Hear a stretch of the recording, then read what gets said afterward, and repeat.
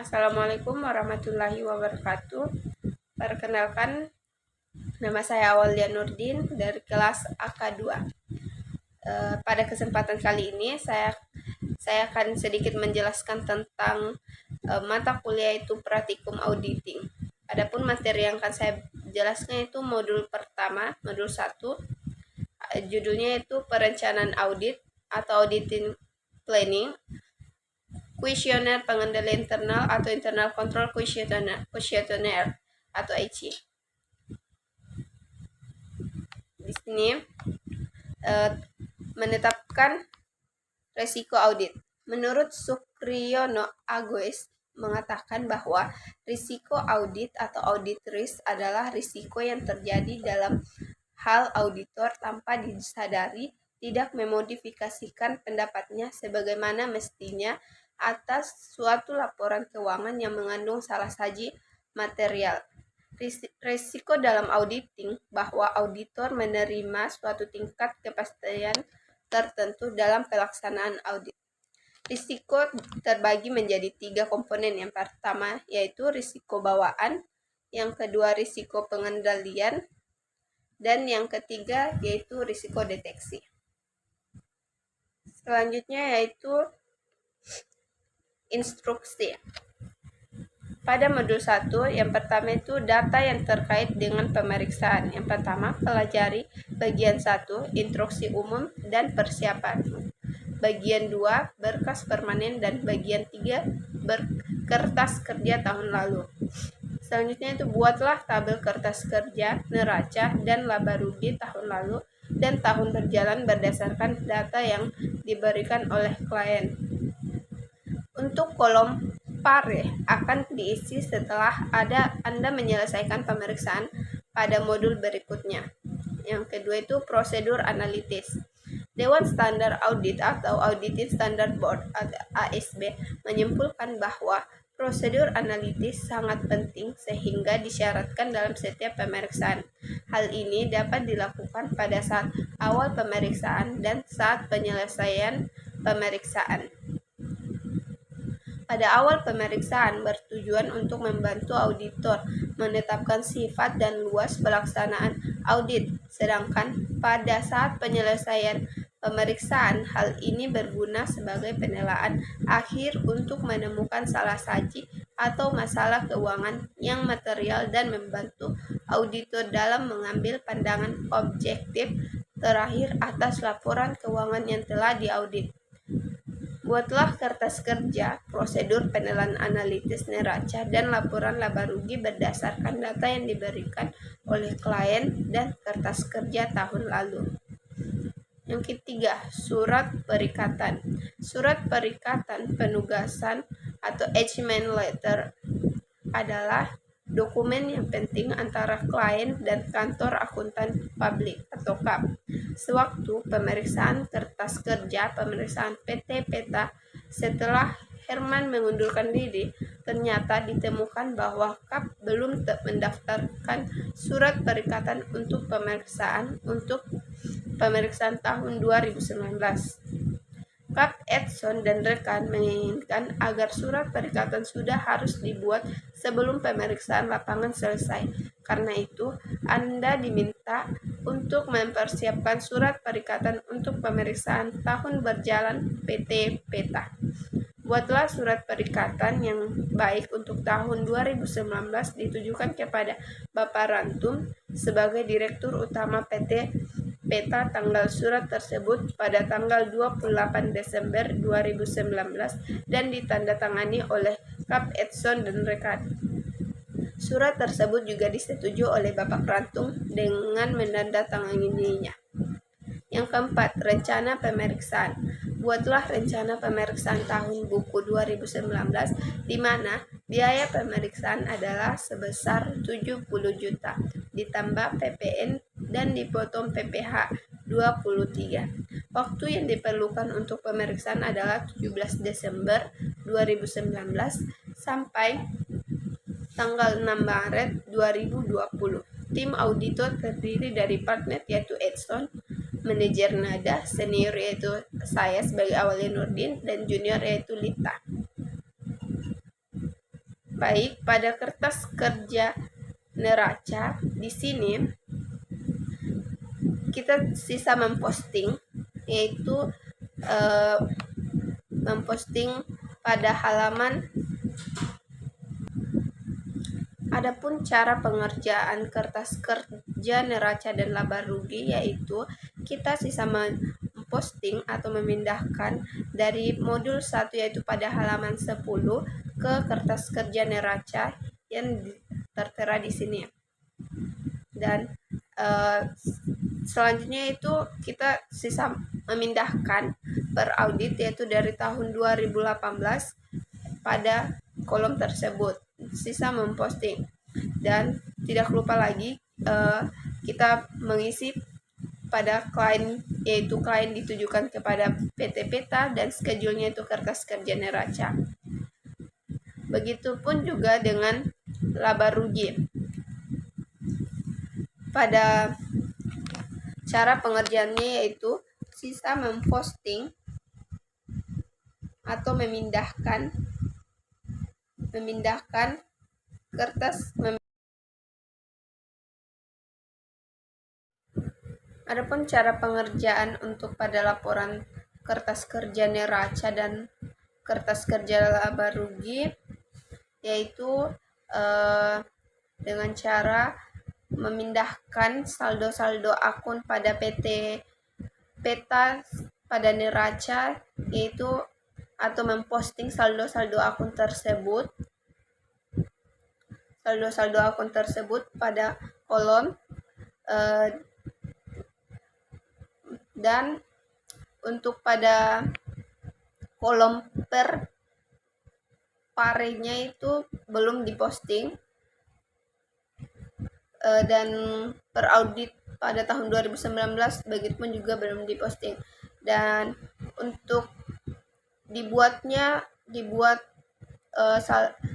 kertas kerja neraca tersebut yaitu oleh Lita pada tanggal 17 bulan 12 tahun 2019 dan diperiksa oleh yaitu diisi oleh nama sendiri, yaitu misal Aulia Nurdin, dan pada tanggal yaitu 6 bulan 3 tahun 2020, dan indeksnya yaitu A2.1 periode 2019.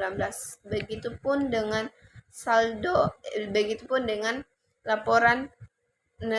laporan kertas kerja laba rugi. Caranya pun sama dengan pada kertas kerja neraca.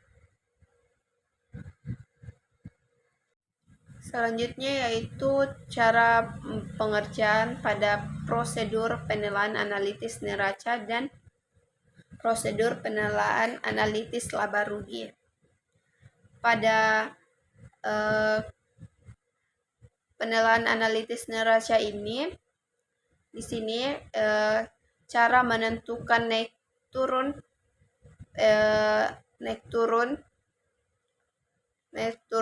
analitis neraca tersebut, yaitu pada nilai rupiah.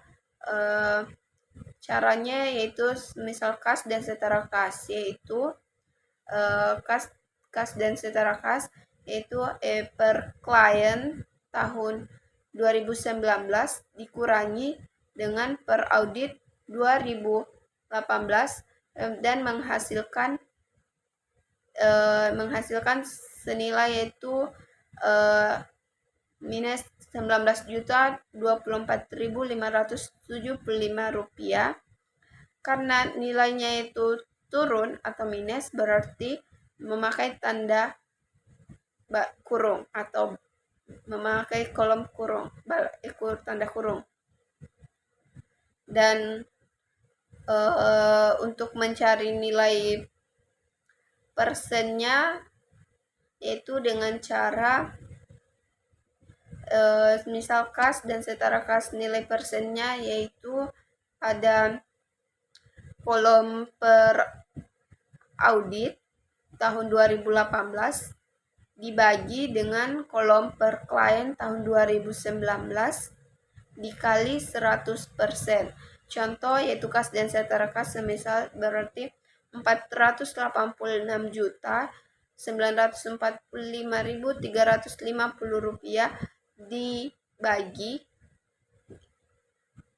dibagi 467.920.775 dikali 100% menghasilkan 0,04. Di sini minus 0,04 berarti memakai tanda kurung. Begitupun dan pada prosedur penilaian analitis ini juga diisi oleh klien, semisal pada PT schedule-nya yaitu prosedur penilaian analitis neraca dan dibuat oleh Lita pada tanggal 17 bulan 12 2019 dan yang memeriksanya yaitu oleh nama sendiri misal Awalia Nurdin pada tanggal 6 bulan 3 2020. Indeksnya ARP 1.1 periode 2019A. Begitupun dengan cara prosedur penilaian analitis laba rugi. Caranya sama dengan cara untuk menentukan naik turunnya itu sama dengan prosedur penilaian analitis neraca. Untuk nilai REF-nya yaitu nilai REF sudah tertera pada modul 1.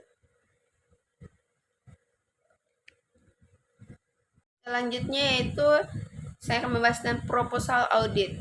Di sini pada proposal audit diisi dengan nomor 007 per 1 per K per tahun 2019. Halnya yaitu audit proposal kepada pemegang saham, komisaris, dan direksi PT Peta Jalan Pinang nomor 2, Jakarta. Sehubungan dengan rencana penunjukan akuntan publik untuk memeriksa laporan keuangan dari PT Peta tahun buku yaitu 2019. Kami akan memeriksa laporan keuangan PT Peta untuk tahun buku 2019. Pemeriksaan tersebut akan kami lakukan sesuai dengan standar profesional akuntan publik dan mencakup evaluasi terhadap pengendalian tes terhadap catatan pembukuan beserta bukti pendukungnya dan prosedur audit lainnya yang kami pandang perlu, seperti observasi atau stock of name, konfirmasi hutang, piutang, pemeriksaan notulen, kontrak dan lain-lain. Tujuan pemeriksaan tersebut adalah untuk memberikan pendapat mengenai kewajaran dari laporan keuangan yang telah disusun oleh manajemen. Pemeriksaan kami bukan ditujukan untuk mencari adanya kecurangan atau fraud, tetapi seandainya kami menemukan hal-hal tersebut, ada hal-hal yang perlu mendapat perhatian manajemen, kami akan memberitahukannya kepada manajemen. Yang kedua, agar pemeriksaan kami dapat berjalan lancar, kami sangat mengharapkan kerjasama yang baik dari seluruh manajemen dan staf perusahaan, dan kami mengharapkan agar perusahaan menyiapkan neraca saldo serta perincian-perincian yang diperlukan. Pada audit fee untuk tugas tersebut dia mengajukan sebesar 70 juta rupiah ditambah PPN 10% dan yang akan kami tagih sebagai berikut: 30% pada saat proposal disetujui, 50% pada saat penyerahan konsep laporan audit, 20% pada saat penyerahan final laporan audit PPH, 23 sebesar 2%. Bisa dipotong dari jumlah fee tersebut. Adapun yang akan disetujui, yang akan tanda tangan oleh PT Peta atau Rantung pada tanggal 17 bulan Desember tahun 2019, dan pada yang kantor akuntan publik yaitu Edson dan rekan, dan Edson sendiri akuntan nomor rek D30372. PT Peta rencana pemeriksaan tahun buku 2019. Yang pertama, umum. Pada PT Peta didirikan berdasarkan akte notaris yaitu James, dan akte pendirian telah disahkan Kehakiman Republik Indonesia dengan surat nomor C2-11462 pada tanggal 18 April 1984 dan juga telah didaftarkan di Pengadilan Negeri Jakarta dengan nomor 32 dan diumumkan dalam Berita Negara nomor 1001 pada tanggal 18 Mei 1984. Maksud dan tujuan perusahaan tersebut yaitu bergerak di bidang jual beli barang mebel khususnya spring bed. Adapun alamat perusahaan yaitu Jalan Pinang nomor 2 Jakarta Timur. Susunan pengurus: Presiden Komisaris ada Ibu Intan, Komisaris yaitu Ibu Intan dan Bapak Emil. Direktur Bapak Rantung. Ekuitas: modal dasar perusahaan berjumlah 1 miliar yang terbagi atas 100 lembar saham biasa dengan nilai nominal sebesar 10% per saham.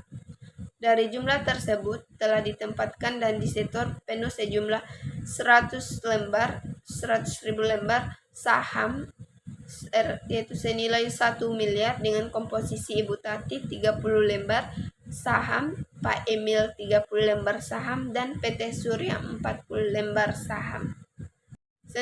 Selanjutnya itu kebijakan akuntansi. Yang pertama, penyajian laporan keuangan. Laporan keuangan disusun berdasarkan konsep harga perolehan. Laporan arus kas disusun berdasarkan metode langsung. Yang kedua itu piutang usaha. Perusahaan PTP tak membuat penyisihan piutang tak tertagih, tetapi langsung membebankan ke perkiraan laba rugi piutang yang benar-benar tak tertagih. Ketiga itu persediaan. Persediaan dibukukan berdasarkan harga perolehannya. Penilaian persediaan akhir berdasarkan metode ekuitas.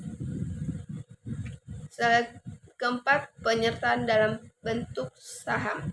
Penyertaan dalam bentuk saham yang mencapai kurang dari 20% dibukukan berdasarkan metode biaya, sedangkan penyertaan dalam bentuk saham yang mencapai 20% atau lebih 23 dibukukan berdasarkan metode ekuitas. Kelima, aset tetap. Aset tetap dinilai berdasarkan harga perolehan dan penyusutannya, dihitung dan menggunakan metode ekuitas berdasarkan taksiran masa manfaat ekonomis aset tersebut. Taksiran umur ekonomis aset tetap adalah sebagai berikut: bangunan dan prasarana 20 tahun, kendaraan bermotor 10 tahun, peralatan kantor dan toko 5 tahun. Keenam, yaitu pengakuan pendapatan. Pengakuan pendapatan dari penjualan diakui pada saat dilakukan penyerahan barang kepada pembeli. Selanjutnya itu transaksi dan penjambaran mata uang asing. Pembukuan perusahaan diselenggarakan dalam mata uang rupiah. Transaksi dalam mata uang pembukuan perusahaan dibukukan dengan kurs yang berlaku pada saat terjadinya transaksi. Kedelapan yaitu taksiran pajak penghasilan. Taksiran pajak penghasilan ditentukan berdasarkan taksiran laba kena pajak dari tahun yang bersangkutan. 9 itu tahun buku. Tahun buku perusahaan berjalan dari tanggal 1 Januari sampai dengan 31 Desember. Selanjutnya itu buku-buku yang digunakan dalam perusahaan. Dalam rangka penyusunan laporan keuangan, perusahaan telah menyelenggarakan antara lain buku kas, buku ban, buku besar, ayat jurnal, dan proses pembukuan masih dilakukan secara manual dan komparatif. Dan kemudian itu terkait dengan neraca dan laba rugi komparatif. Pada laporan neraca tersebut kita sisa memindahkan dari modul 1 ya pada halaman 10 tersebut pada PT peta sisa memindahkan atau sisa menyalin laporan tersebut.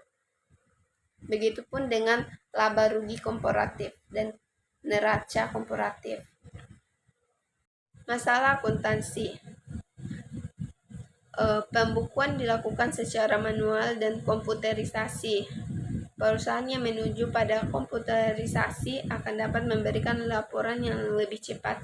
Akan tetapi dalam praktiknya perusahaan masih mengalami hambatan-hambatan dalam penggunaan media tersebut yang berakibat pada terlambatnya penerimaan laporan final. 7. Masalah perpajakan. Dalam pengelompokan beban, masih ditemukan beban-beban yang seharusnya tidak termasuk pada kelompok beban menurut fiskal. Tahun sebelumnya, semua pajak yang terhutang telah diselesaikan. Dengan kata lain, tidak ada pajak yang belum dibayarkan. Setiap masalah pemeriksaan. Laporan keuangan perusahaan untuk tahun buku 2019 diperiksa oleh kantor akuntan publik Edson dan rekan. Rencana kerja, penempatan staf, partner yaitu Edson, manajer Nada, senior yaitu saya Aulia Nurdin, dan junior yaitu Lita. Jasa akuntan, pemeriksaan umum atas laporan keuangan untuk dapat memberikan pendapat atas kewajaran laporan keuangan secara keseluruhan. Biaya pemeriksaan yaitu sebanyak 70 juta rupiah ditambah PPN dikurangi PPh 23. Waktu pemeriksaan lapangan dimulai yaitu 31 Desember 2019 sampai dengan 6 sampai 8 Maret 2020. Pemeriksaan stok fisik atau dan kas yaitu 31 Desember 2019 sampai dengan 2 Januari 2020. Evaluasi internal kontrol yaitu 31 Desember 2019 sampai dengan 12 Januari 2020. Penyerahan laporan akuntan yaitu tanggal 25 Maret 2020. Pelaksanaan stok opnen yaitu Ita, Awalia, Rinto, Handi, dan Karsono. Mungkin itu saja yang bisa saya paparkan. Mohon maaf apabila ada sedikit kata-kata yang kurang tidak dimengerti. Sekian, wassalamualaikum warahmatullahi wabarakatuh.